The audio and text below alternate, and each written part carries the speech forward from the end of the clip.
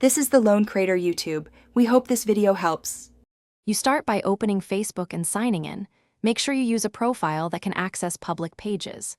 Next, go directly to Facebook Ad Library and choose the country and ad category. This narrows results quickly.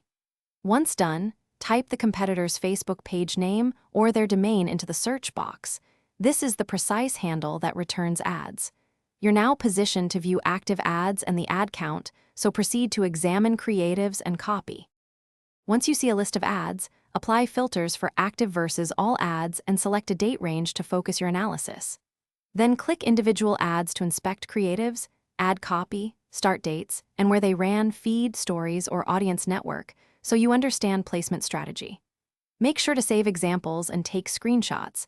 Capturing the CTA, offer, and image variations helps you compare tactics. By reviewing multiple ads, you'll spot patterns in messaging. Now compile your findings into a spreadsheet. Headlines, CTA, visuals, and any audience clues you deduce from placements and timing, so you can compare competitors side by side. Use transitions like offering and creative recurrent themes to identify opportunities you can test in your own campaigns.